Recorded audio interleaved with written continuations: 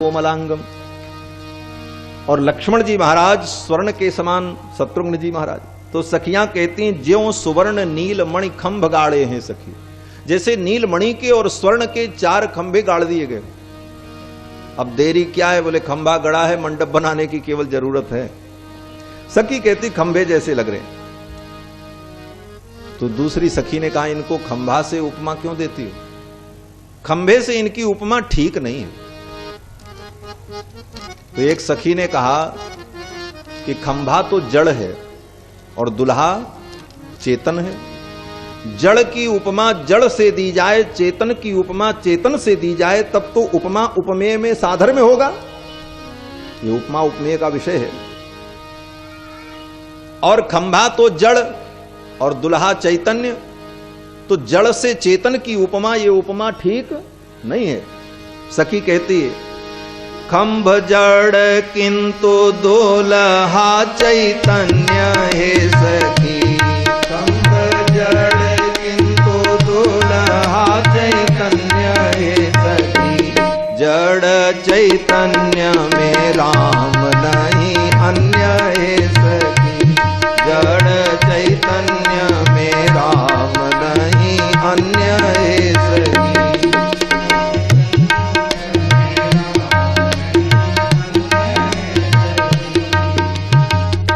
सखी कहती है कि जड़ चैतन्य,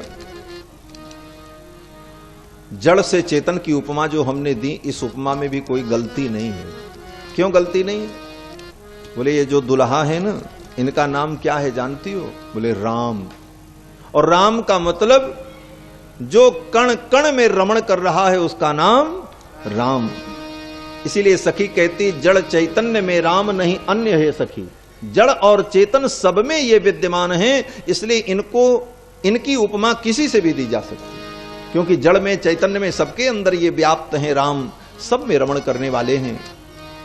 और एक सखी ने कहा अगर ये खंभे में न होते तो खंभे से प्रकट कैसे होते हैं? अरे भाई भगवान खंभे में थे कि नहीं थे? नरसिंह भगवान कहां से प्रकट हुए थे? जब हिरण्यकश्यपु ने कहा कि प्रहलादस्ति बदीश्वरो, प्रहलादस्ति यदीश्वरो बदहरि सर्वत्र में दर्शय, तो प्रहलाद जी ने कहा खंभे में मेरे राम हैं, तो खंभे से ही भगवान प्रकट हो। तो सखियां कहती हैं कि जड़ और चैतन्य में सर्वत्र इनकी सत्ता है, इसलिए इनकी उपमा किसी से भी दी जाए तो कोई दिक्कत नहीं है। लेकिन आज इनको हम नचाएंगे। कहां पर? बोले मिथिला के आंगन में। सखियों ने कहा, दूसरी सखी ने कहा क्यों नचाओगी इनको? तो एक सखी ने कहा ये भी तो सबको नचाते हैं अपने उंगली के इशारे पर। सबको नचाने वाले कौन हैं? सब ही नचावत राम गोसाई, सबको नचाने वाले राम जी हैं। तो आज मैं इनको नचाऊंगी, क्योंकि आज तक ये अपनी उंगली के इशारे पर सबको नचाते रहे, लेकिन आज मिथिला में ये हमारी उंगली के इशारे पर नाचेंगे। सखी कहती है कि इनका उंगली इशारे जग नाचे है सखी, इनका उंगली इशारे जग नाचे है सखी। तब आप बिनु नाचे कैसे बाचे है सखी, तब आप बिनु नाचे कैसे बाचे है सखी। पग धीरे कैसे दुल्हा धरत है सखी, पग धीरे कैसे दुल्हा धरत है सखी। चले धीरे जैसे कोल्हू के बरद है सखी, चले धीरे जैसे कोल्हू के बरद है सखी। सखी ने कहा कि अपनी उंगली के इशारे ये सबको नचाते रहे, तो आज इनको भी नाचना पड़ेगा। तब आप बिनु नाचे कैसे बाचे हैं सखी। आज ये नाचे बिना बचेंगे नहीं, और आज हम इनको नचाऊंगी। सखियां ठाकुर जी को मिथिला के आंगन में नचा रही हैं। बंधुओं, यही भक्ति की विशेषता है। भगवान कहते हैं मेरे पास 2 शक्तियां हैं, कौन सी शक्ति लोगे? तो भक्त बड़े चतुर होते हैं। भक्त ने कहा महाराज बताओ आपके दोनों शक्तियों की विशेषता क्या है, तब हम निर्णय करेंगे कि कौन लेंगे कौन नहीं लेंगे। तो राम जी ने कहा कि मेरी एक शक्ति का नाम है माया। तो भक्त ने कहा इसकी विशेषता क्या है? बोले माया को ले जाओगे तो तुमको नाचना पड़ेगा। बोले अच्छा, और दूसरी शक्ति का नाम क्या है? तो राम जी ने कहा दूसरी शक्ति का नाम है भक्ति। बोले इसकी विशेषता क्या है? बोले इसको ले जाओगे तो मैं नाचूंगा। अगर तुमको नाचने का मन हो तो माया को ले जाओ, और मुझे नचाने का मन हो तो भक्ति को ले जाओ। जब जीव माया का वर्ण करता है तो माया जीव को नचाती, और जब जीव भक्ति का वर्ण करता है तो भक्ति भगवान को नचाती। भक्ति के सूत्र में बंधकर, भक्ति के प्रेम में पड़कर भगवान भी नाचते हैं। वृंदावन की गोपांगनाओं ने परमात्मा को नचा दिया। ताहि अहिर की छौ हरियां छछिया भर छाछ पे नाच नचावे। ये भक्ति का वैशिष्ट है। और ये मिथिलानियां भी, मिथिला की सखियां भी भगवान की परम भक्ता हैं। इसलिए सखियां कहती हैं सरकार आज तक आपने हम सबको नचाया है, तो आज हम आपको नचाएंगे। सखियों ने ठाकुर जी को जब नचाने की बात की तो दुल्हा सरकार मुस्कुराने लगे। किस प्रकार से? बोले रुमाल को अपने मुख के ऊपर रखकर। दुल्हा मुस्कत मुख दे रुमाल सखी, दुल्हा मुस्कत मुख दे रुमाल सखी, झांकी देखी के नारायण निहाल सखी, झांकी देखी के नारायण निहाल सखी, कैसे दुल्हा धरत है सखी,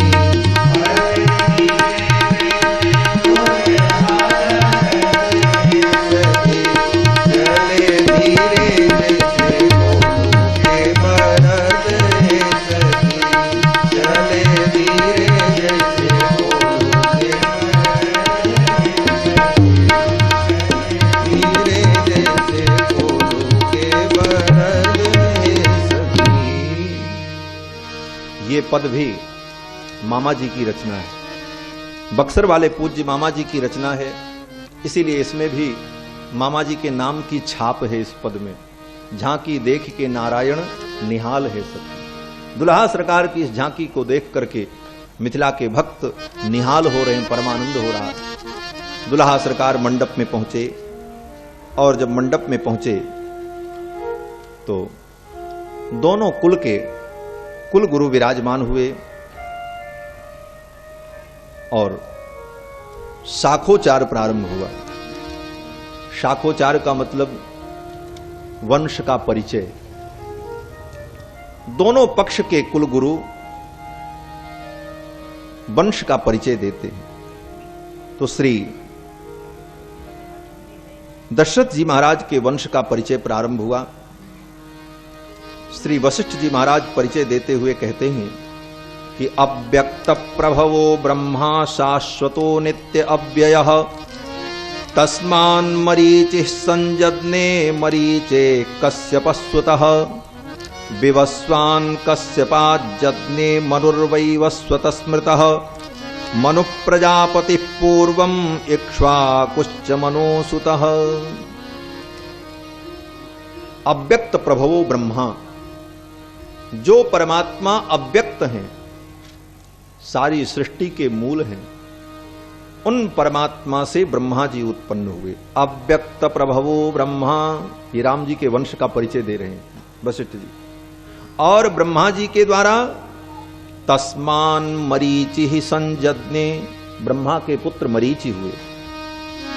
और मरीचे कश्यप सुतः, मरीच के पुत्र कश्यप हुए, महर्षि कश्यप।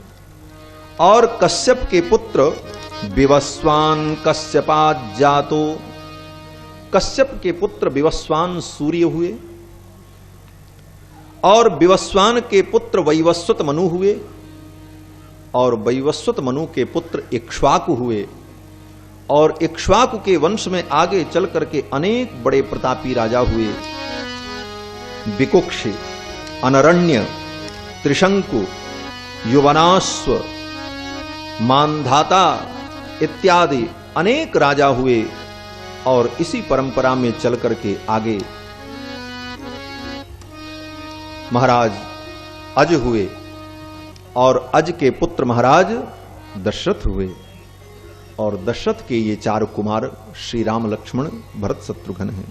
आदिवंश विशुद्धानाम राज्ञाम परम धर्मिणाम इक्ष्वाकुकुल जातानाम वीराणाम सत्यवादिनाम। सत्यवादी धर्मात्माओं का ये पवित्र वंश।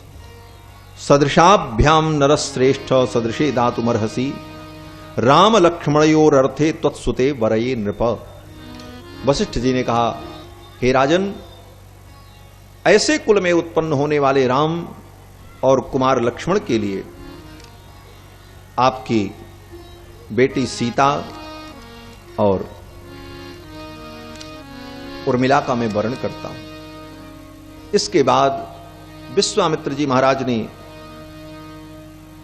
जनक जी के वंश का वर्णन सुनाया और उर्मिला और मांडवी का वर्ण किया। भरतस्य कुमारस्य शत्रुघ्नस्य च धीमतः वरये ते सुते राजस्तयोरर्थे महात्मनोः।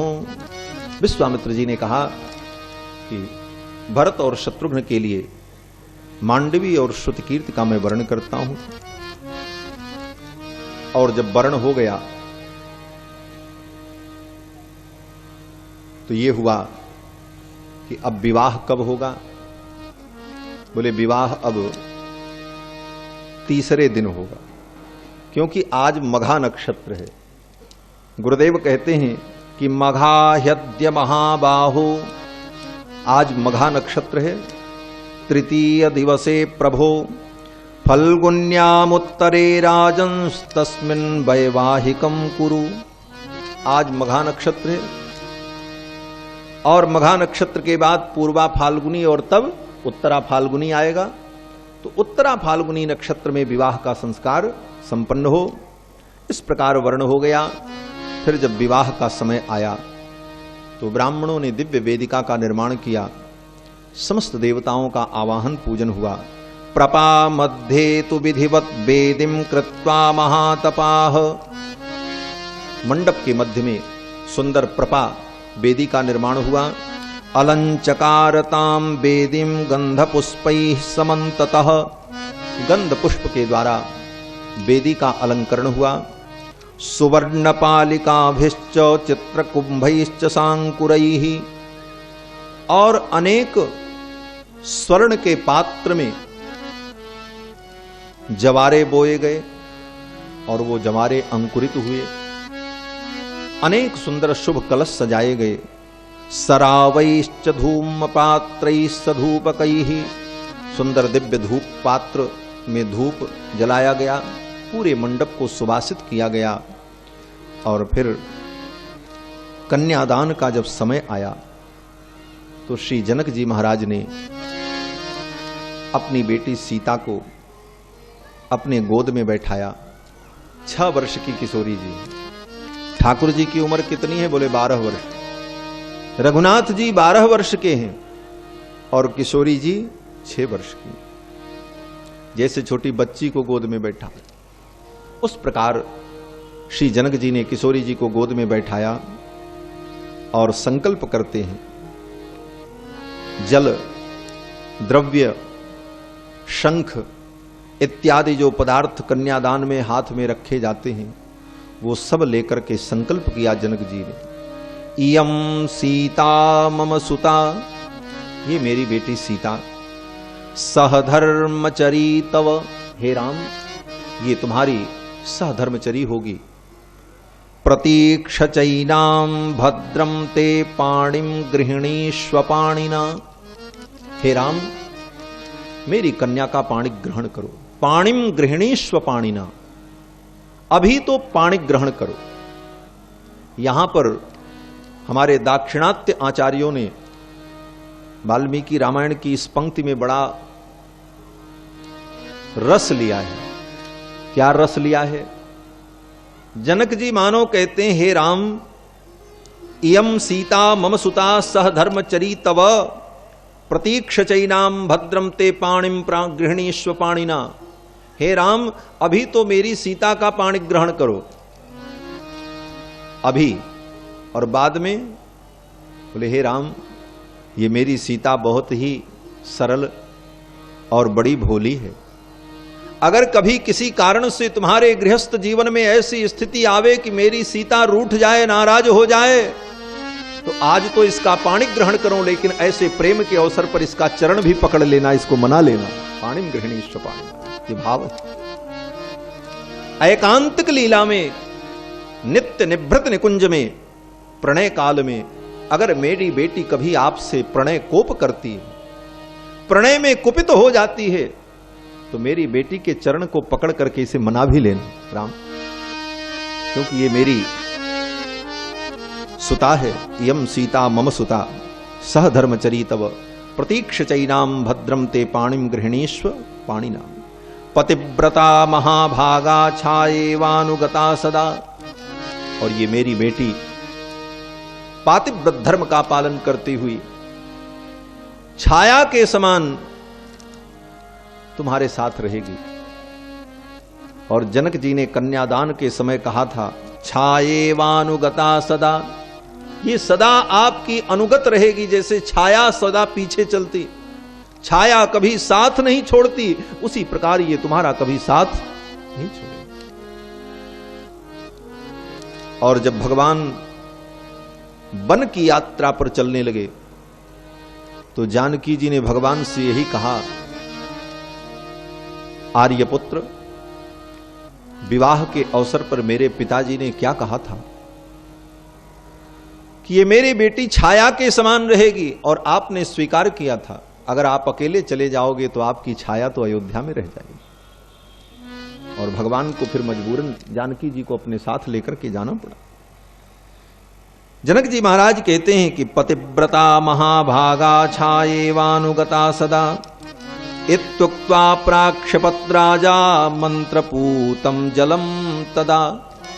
मंत्रपूतम जलम, मंत्रपूत मंत्र के द्वारा पवित्र वो जल, जो जल हाथ में था कन्यादान के लिए, उस जल को भगवान श्री राम के हाथ में गिरा दिया, हो गया कन्यादान। अब इसके बाद जनक जी महाराज ने अपनी औरस पुत्री उर्मिला को गोद में बैठाया और कहते हैं कि लक्ष्मणा गच्छ भद्रम ते, हे लक्ष्मण, तुम्हारा कल्याण हो। उर्मिला मुद्यताम मया, उर्मिला का दान करने के लिए मैं उद्यत हूं। प्रतीक्ष पाणिम गृहिणीस्व मा भूत कालस्य पर्ययः, हे लक्ष्मण, विलंब मत करो और कन्या का पाणी ग्रहण करो। ऐसा कह करके श्री जनक जी महाराज ने उर्मिला का दान किया है। और फिर मांडवी का दान भरत जी को हुआ। तमेव मुक्त्वा जनको भरतम चाभ्यभाषत, भरत जी की ओर देखते हुए, भरत जी भी मंडप में वहीं बैठे थे, जनक जी ने हाथ में पुनः जल लिया, मांडवी को गोद में बैठाया और संकल्प करते हुए कहते हैं, गृहाण पाणिम मांडव्या पाणिना रघुनंदन। हे रघुनंदन, भरत जी भी रघुनंदन है, क्योंकि रघु के वंश में उत्पन्न है ना। ऐसे रघुनंदन का मतलब राम जी, राम जी के अर्थ में रघुनंदन शब्द का अधिक प्रयोग होता है, लेकिन राम लक्ष्मण भरत शत्रुघ्न ये चारों भाई रघुनंदन हैं। क्यों? रघु के वंश के आनंद का संवर्धन करने वाले हैं, रघुनंदन हैं, इसीलिए यहां पर भरत को भी रघुनंदन कहा है। जनक जी कहते हैं कि गृहाण पाणिम मांडव्या पाणिना रघुनंदन शत्रुघ्नम चापि धर्मात्मा अब्रवीन मिथिलेश्वरः श्रुतकीर्तिर्महाबाहो पाणिम गृहिणीश्व पाणिना। हे शत्रुघ्न, श्रुत कीर्ति का पाणी ग्रहण करो। और इस प्रकार श्रुत कीर्ति का दान शत्रुघ्न को किया है। चारों कन्याओं का दान किया। कन्यादान जब संपन्न हो गया, देवताओं ने पुष्प वृष्टि की है, जय जयकार की है। फिर तो कन्या को दुल्हा के दाहिने भाग में बैठाया गया और होम की विधि प्रारंभ हुई। होम की विधि में जया होम, राष्ट्रभृत होम, लाजा होम, ये सारे होम किए जाते हैं अनेक मंत्रों के द्वारा। वो सारा विधान संपन्न हुआ और इसके बाद सप्तपदी प्रारंभ हुई।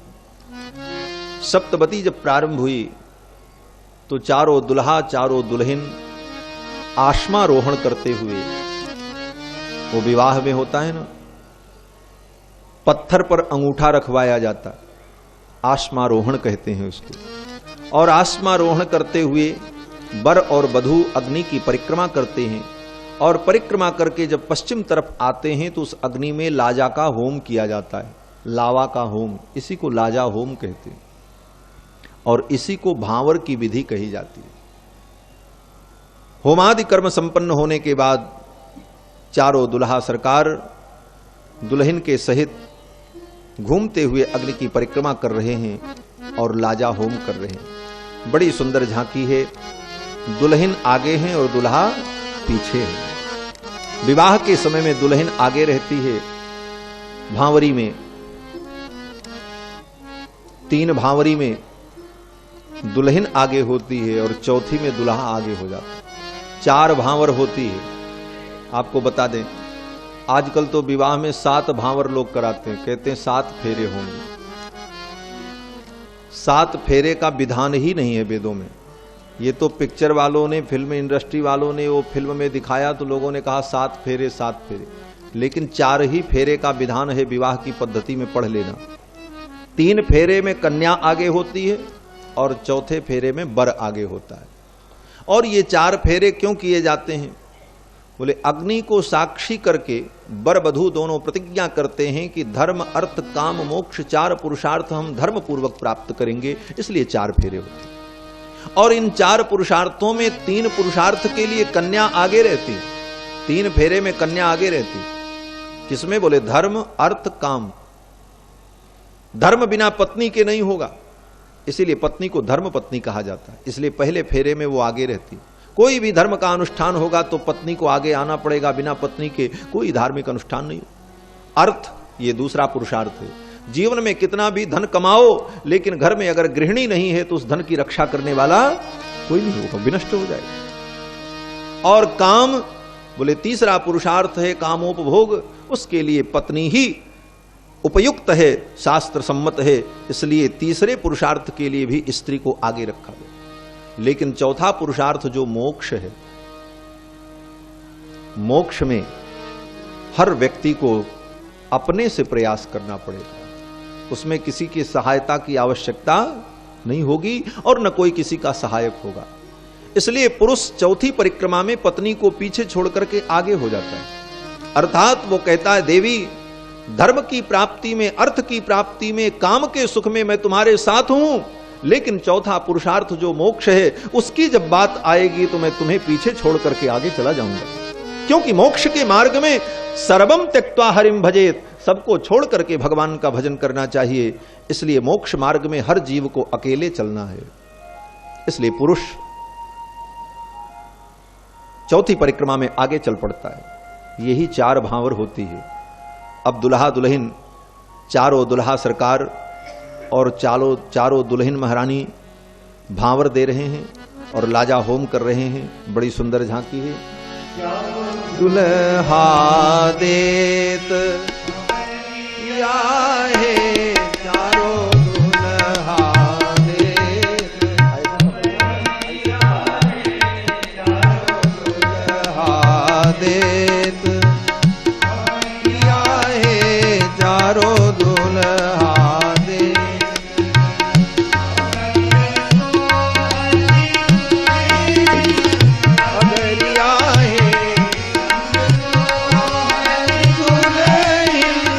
अगरिया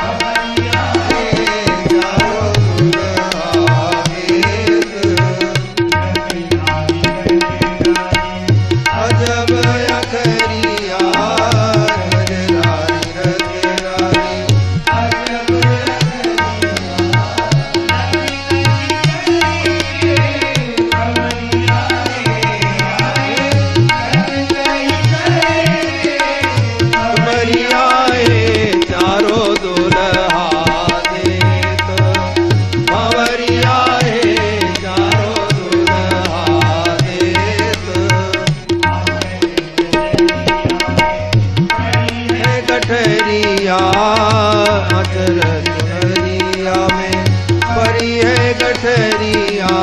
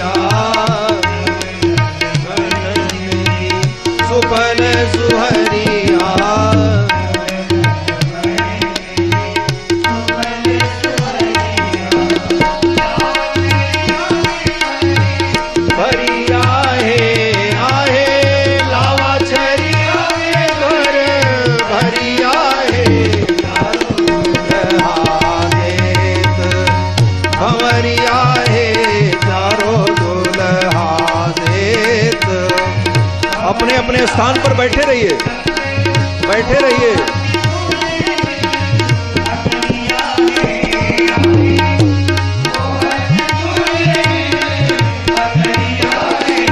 चारों दुल्हा देत भंवरिया है, चारों दुल्हा देत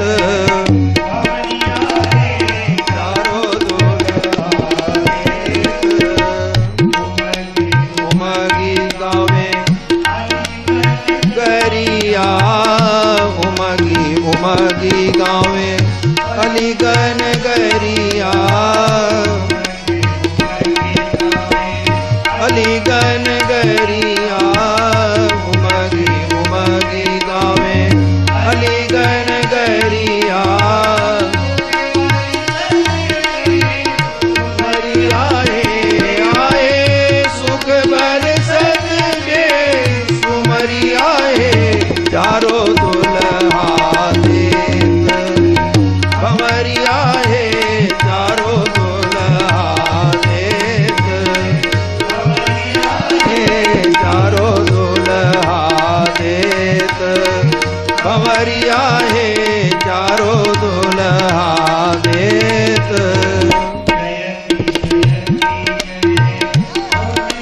गोरिया जयति जयति जय होत चारोरिया, जयति जय चारोरिया, जयति जयति जय होत चारोरिया।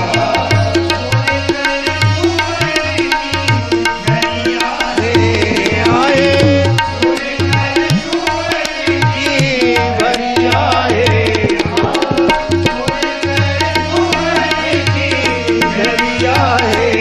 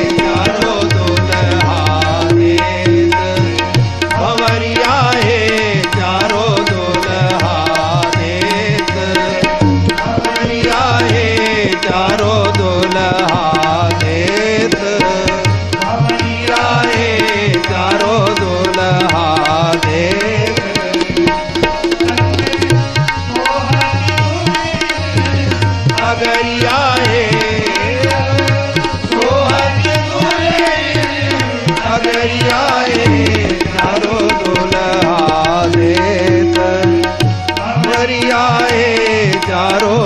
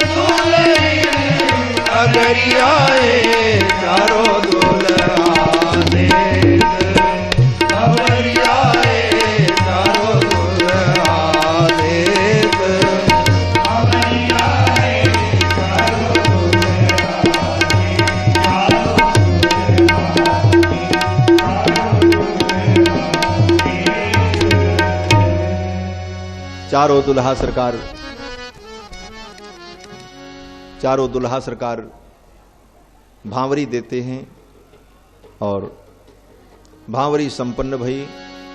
इसके पश्चात सिंदूर दान की विधि भई। सिंदूर दान की विधि में ये सिंदूर दान की विधि लौकिक विधि है। वैदिक विधि में सिंदूर दान का महर्षि पारस्कर ने किसी सूत्र ग्रंथ में चर्चा नहीं की है, लेकिन लोक परंपरा के अनुसार विवाह में वर सिंदूर दान करता है। चारों दुल्हा सरकार ने सिंदूर दान किया और सिंदूर दान के बाद ग्रंथि बंधन होकर चारों बहुएं वाम भाग में विराजमान हुई, वामांगी हुई। श्री गोस्वामी जी महाराज कहते हैं कि भरी भुवन रहा उछाह राम विवाह भा सब ही कहा। सब ने कहा राम जी का विवाह। अब चारों दुल्हा सरकार, चारों दुल्हन मंडप में बैठे हैं। मिथिला की बड़ी विधि है। मिथिला की सखियां एक विधि करती हैं जिसका नाम अठोंगर विधि होती है। मिथिला के लोग जानते होंगे कि दुल्हा से धान कुटवाया जाता है। ओखली में धान को रखकर और दुल्हा को वो मूसल पकड़ाते हैं और उसके साथ 7 लोग और 8 लोग रहते हैं और कच्चे धागे से बांध देते हैं और कहते हैं अब धान कूटो और 8 चोट मारनी है, 8 चोट में ही छिलका धान से, वो चावल से भूसी अलग हो जाए। और नहीं हुआ तो फिर सखियां गारी सुनाती हैं। और मिथिला की सखियां तो गारी भी सुनाती हैं और कहती हैं कि हम गारी भी नहीं दे रहे। मिथिला की भाषा में एक पंक्ति है कि मिथिला की सखी कहती है, तिल भर गारी न दई छी किछु कथा कहै छी। ये मैथिली भाषा है कि हम तो तिल भर गारी नहीं देते, हम तो केवल कथा सुना रहे। और सखियां ठाकुर जी से धान कुटवाती हैं। जब धान कूटने के लिए चारों दुल्हा सरकार खड़े भये ओखली के पास, तो सखियां कहती हैं, सरकार आपने संसार के प्राणियों को माया के बंधन में बांधा है, माया के बंधन में आपने सबको बांध रखा है, लेकिन आज हम मिथिला की मिथिलानियां आपको प्रेम बंधन में बांधेंगी, इस कच्चे सूत के डोरे में बांध लेंगे और आप इसमें बंध जाओगे। और सखियां गीत गाती हैं। मिथिला में एक बड़े सिद्ध कोटि के संत हुए श्री स्नेहलता जी, सखी भाव से भगवान की उपासना करते थे। अपने को जानकी जी की सहचरी और दासी मानते थे, इसलिए उनका नाम स्नेहलता। थे पुरुष लेकिन सखी भाव से भगवान की उपासना करते थे। उनका बड़ा सुंदर पद है कि जब दुल्हा सरकार धान कूटने लगे तो सखियां क्या कहती हैं। सखी कहती है, अनका कहले कियला महल चारु लालन के बंधियो नहे। अनका कहले कियला महल चारु लालन के बंधियो नहे।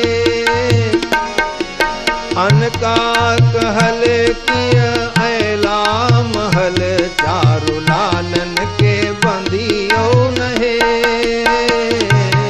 अनका कहले कियला महल चारु लालन के।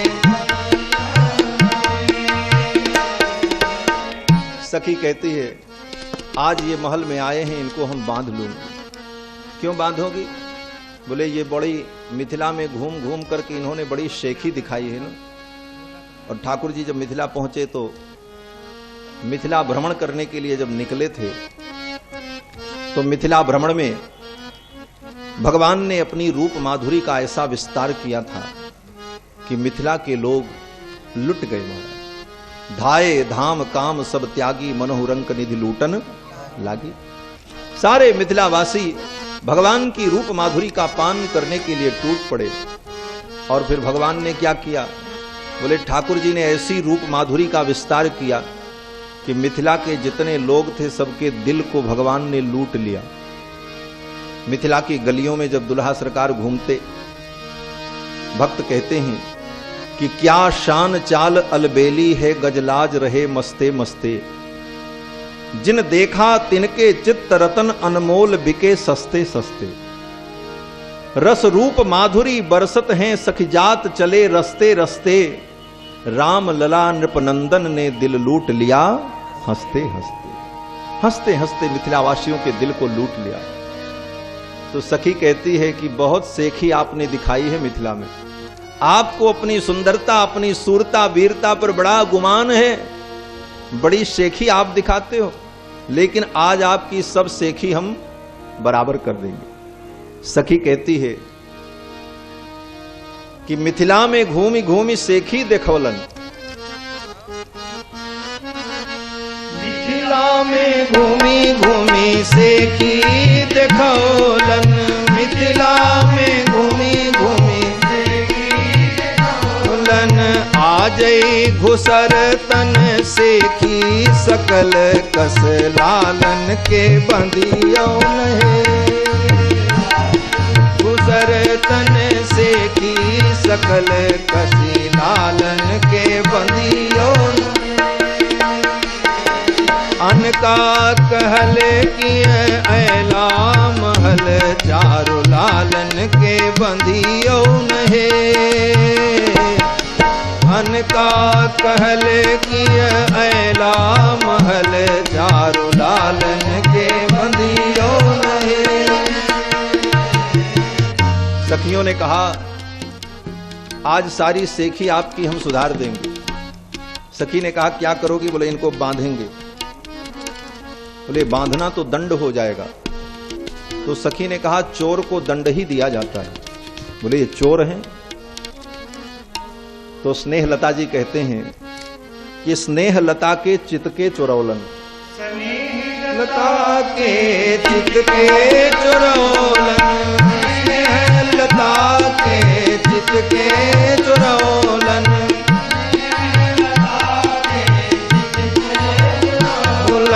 भोगथु अपन चित चोरी के फल, चारु लालन के बंदियो नहीं। भोगथु अपन चित चोरी के फल, चारु लालन के बंदियो नहीं। अनका कहल किय ऐला महल, चारु लालन के बंदियो नहीं। का कहल किय ऐला महल, चारों लालन के बंदियो नहीं। स्नेहलता जी कहते हैं कि स्नेहलता के चित्त के चोरौलन, भोगत हूं अपन चित्त चोरी के फल। आज ही अपने चित्त चोरी का फल भोगेंगे। क्यों? बोले चोर को तो बांध दिया जाता है, इसलिए हम लोग भी इनको बांध देंगे। और दुल्हा सरकार को सखियों ने उसमें बांध दिया। और फिर सखियां गीत गाती हैं, अनेक प्रकार से ठाकुर को गारी सुनाती हैं। एक सखी कहती है अरे दुल्हा तो चारों सुंदर हैं, लेकिन इसमें जो सबसे बड़ा वाला है ना, ये तो कमाल का है। ऐसा दूल्हा तो हमने देखा ही नहीं।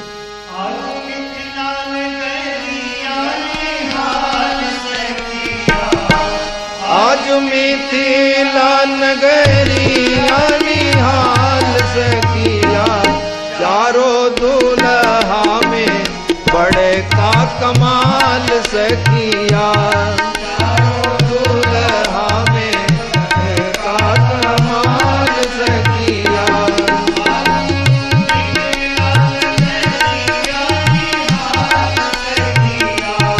आज मिथिला नगरिया निहाल से किया, चारों दूल्हा में बड़े का कमाल से किया। चारों दूल्हा में बड़े का कमाल से किया। मोरिया कुंडल सोहे कनवा, मोरिया कुंडल सोहे कनवा। हरे हरे कजरारे झूले मीनयनवा, हरे हरे कजरारे झूले मीनयनवा। हरे कजरारे झूले मीनयनवा, हरे हरे कजरारे झूले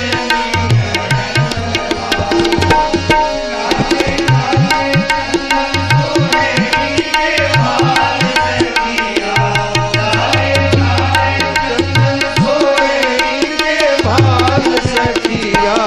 चारों दूल्हा में का कमाल से किया। चारों दूल्हा में कमाल से किया।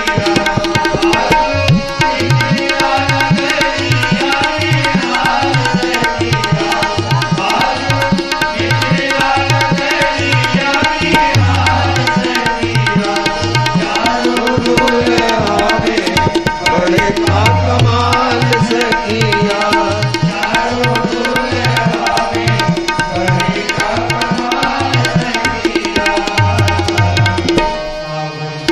गोरे गोरे जोड़िया जहान है, सावर सावर गोरे गोरे जोड़िया जहान है। ध्यान देखल सुनल सकान है। ध्यान देखल सुनल सकान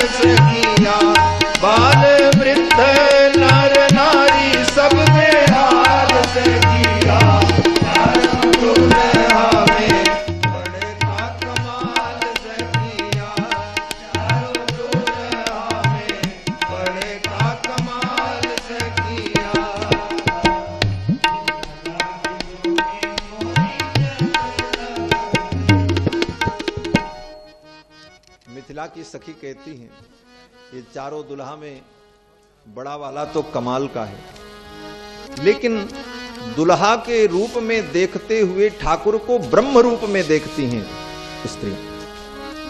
ऐसा नहीं है कि मिथिला की मिथिलानियों को ये ज्ञात नहीं है कि ये ब्रह्म परमात्मा है, वो भी ब्रह्म वेदता हैं। सब विदेह पद पूर्ण आत्म विद्या के पंडित, विदेह के नगर में रहने वाले सब विदेह ही हैं। इसीलिए आप देखो रामायण में 3 नगरी का वर्णन है, अयोध्या नगरी और मिथिला नगरी और लंका नगरी। 3 नगरी का वर्णन है ना। लंका में सब दुष्ट लेकिन एक सज्जन, कौन? बोले विभीषण जी महाराज। और अयोध्या में बोले सब सज्जन थे लेकिन यहां भी एक दुष्ट थी, कौन? बोले मंथरा।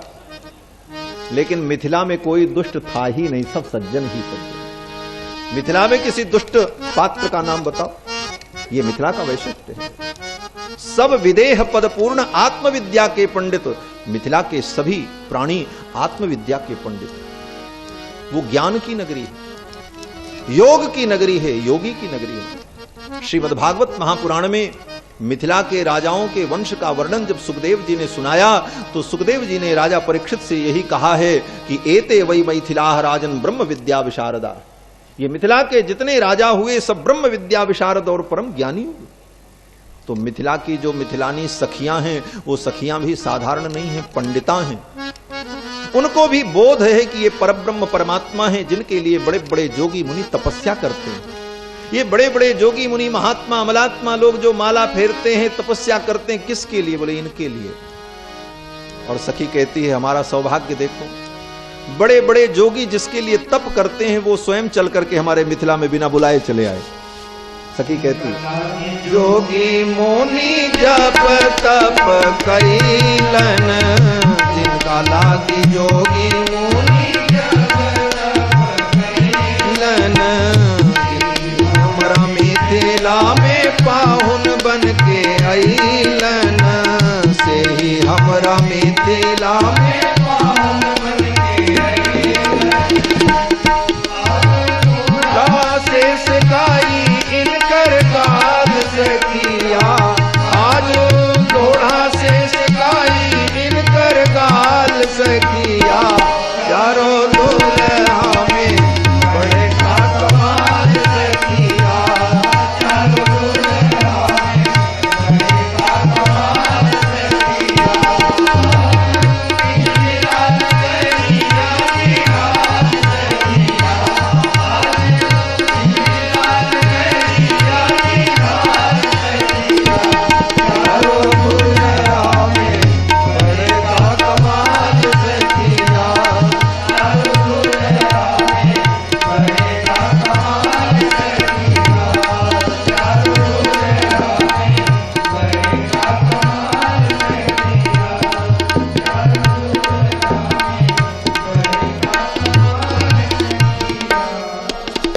सखियों ने कहा जिनका लागी जोगी मुनि जप तप कैलन, से ही हमरा मिथिला में पाहुन बन के अइलन। आज लोढ़ा से सिकाई इनकर गाल सखिया, आज लोढ़ा से इनका गाल हम सेकें। एक सखी कहती है कैसे कैसे अइलन यहवा न्योता न पतिया, बिना बुलाए चले। अरे कोई निमंत्रण थोड़ी दिया था राम जी। कैसे कैसे अइलन यहवा न्योता न पतिया, बनि के प्रताप विश्वामित्र के संगतिया। विश्वामित्र बाबा के संग आए, आज लोढ़ा से सिकाई इनकर गाल सखिया, चारों दुल्हा में बड़का कमाल सखिया। सखियों ने दुल्हा सरकार को खूब दुलराया है, अनेक भाव भंगिमा में दुल्हा सरकार का मनोविनोद किया सखियों ने। विवाह की विधि संपन्न हुई। इसके पश्चात सखियां ठाकुर सरकार को लेकर के, चारों दुल्हा को लेकर के कोहबर में जाती हैं। कोहबर की विधि होती है, होता है ना, एक गुप्त कोठरी होती है, जिस गुप्त कोठरी में देवताओं का पूजन भया रहता है और वहां पर वर वधू को बैठा करके जुआ खिलवाते हैं, है ना। और कौन कौन सा खेल होता है, उसको कहते हैं कोहबर। कोहबर, उसका नाम कोहबर क्यों है? बोले वहां पर निर्णय होता है। क्या निर्णय होता है? ये तो कुछ नहीं लाए हैं। बोले तो बिना दिए अंदर तो जाने नहीं देंगे।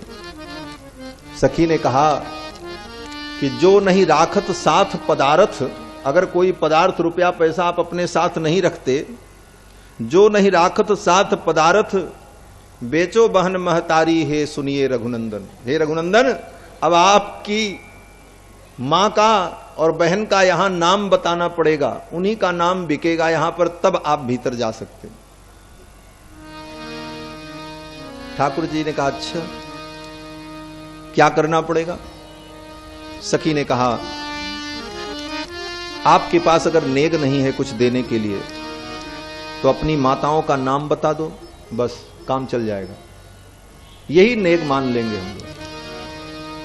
तो राम जी ने तुरंत लक्ष्मण जी के इशारा किया, मत बताना। क्यों?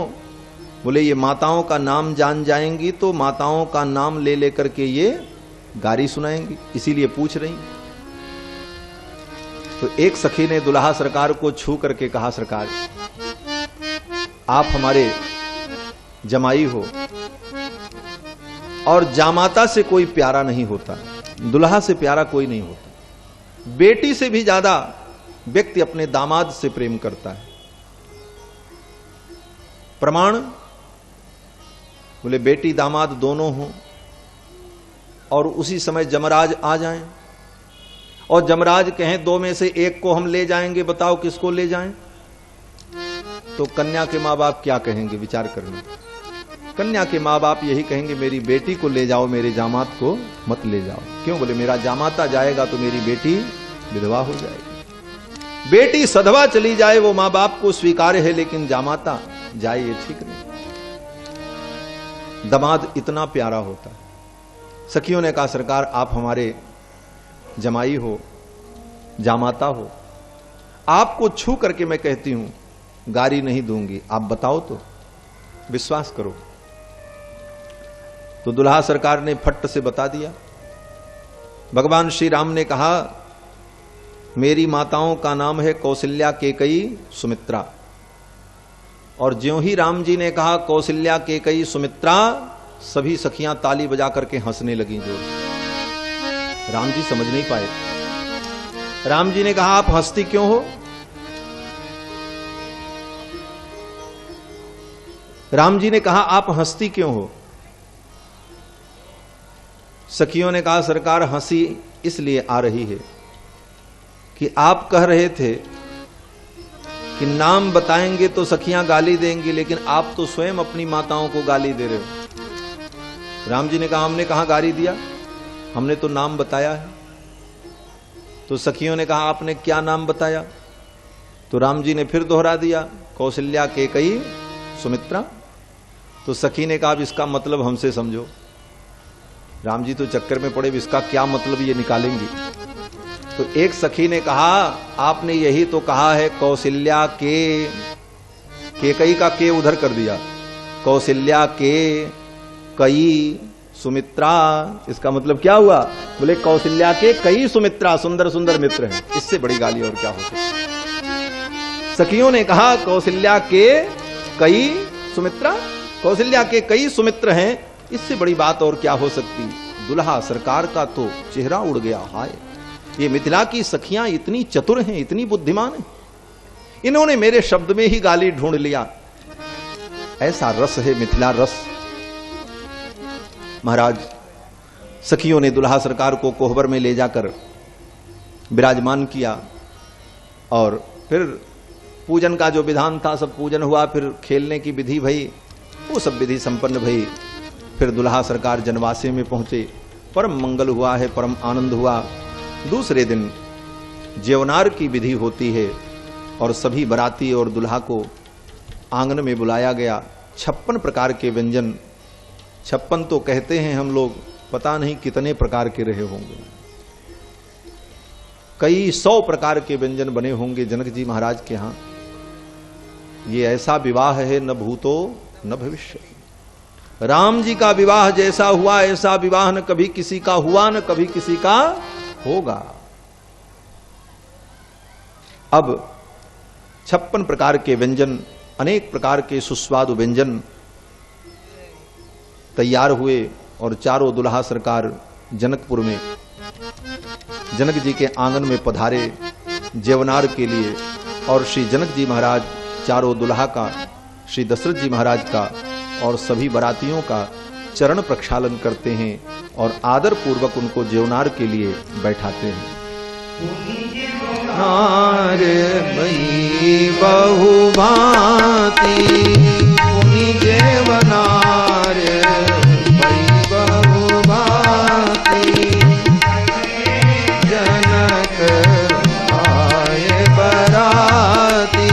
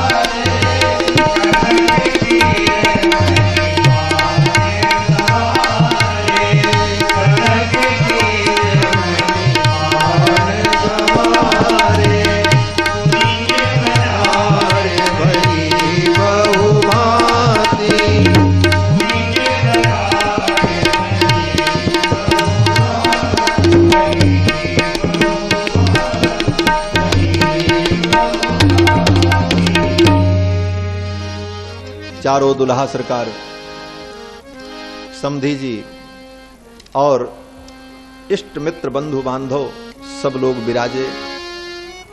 श्री जनक जी महाराज ने सबके चरण धोए और सुंदर थाली परोस करके आ गई। सब व्यंजन सामने उपस्थित कर दिया गया। अब सभी लोग, मिथिला की सखियां निवेदन करती हैं, सरकार भोजन करो। और भोजन में परोसा क्या गया, गोस्वामी तुलसीदास जी महाराज वर्णन करते हैं कि सूपोदन सुरभि सरपि सुंदर स्वाद पुनीत छनमह सबके परसुके चतुर सुवार विनीत। सूपोदन, सूप माने दाल, ओदन माने भात, और ऊपर से गाय का घी, और भी अनेक व्यंजन, लेकिन इसका नाम लिया क्यों, बोले इससे अच्छा तो कुछ होता ही नहीं। बढ़िया चकाचक अरहर की दाल महक रही हो गाढ़ी गाढ़ी, और बढ़िया सुगंधित चावल, और ऊपर से गाय का दिव्य सुगंधित घी और कहीं हींग जीरा का छौंका उसमें लगा हो तो फिर क्या बात है। इससे बढ़कर के सुंदर सुस्वाद और पदार्थ क्या हो सकता है। इसलिए गोस्वामी जी ने नाम लिया कि सुपोदन सुरभि सरपि सुंदर स्वाद पुनीत।